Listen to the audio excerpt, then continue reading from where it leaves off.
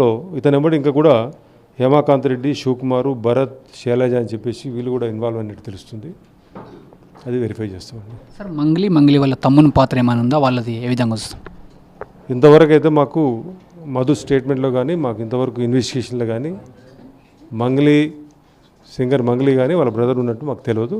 తర్వాత మనం Vaddipatla Gudipalli police station లిమిట్స్లో వద్దిపట్ల గ్రామం పలుగుతండకు సంబంధించి బాలాజీ నాయక్ అనే పర్సన్ని మనం అరెస్ట్ చేసిన తర్వాత దానికి సంబంధించిన ఇన్వెస్ట్మెంట్ ఫ్రాడ్ అంటే జనాలకి అధిక రేట్ల మీద వడ్డీ ఇస్తున్నామని చెప్పేసి జనాల దగ్గర నుంచి మనీ కలెక్ట్ చేసుకొని ఆ మనీ అంతా కూడా మళ్ళీ ఓన్లీ వడ్డీ కట్టడానికి వాడుకొని ఎక్కడ కూడా ఇన్వెస్ట్మెంట్లు చేయకుండా జనాల్ని మోసం చేసిన క్రమంలో మనము లాస్ట్ వీక్ 4 కేసులు కట్టడం జరిగింది. దాని తర్వాత మనము సపరేట్గా టీమ్స్ ఫామ్ చేసి ఈ నెట్వర్క్ ఇంకా ఎంతవరకు వెళ్తున్నది, ఎంతమంది బాధితులు ఉన్నారు, ఎంతమంది ఏజెంట్లు ఉన్నారు, ఇవన్నీ కూడా వర్కౌట్ చేయడం జరిగింది.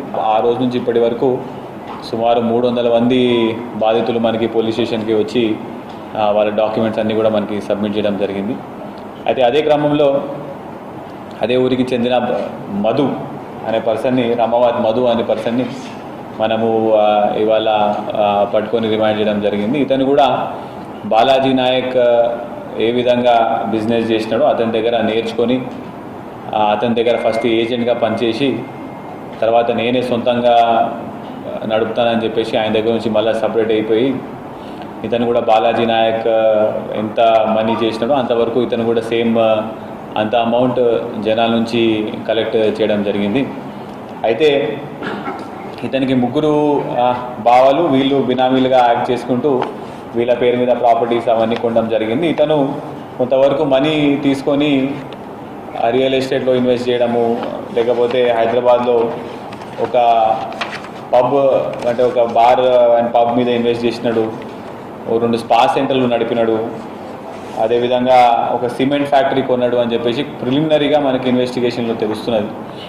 దానికి సంబంధించి మనం డాక్యుమెంట్స్ కూడా మనము సీజ్ చేయడం జరుగుతున్నది.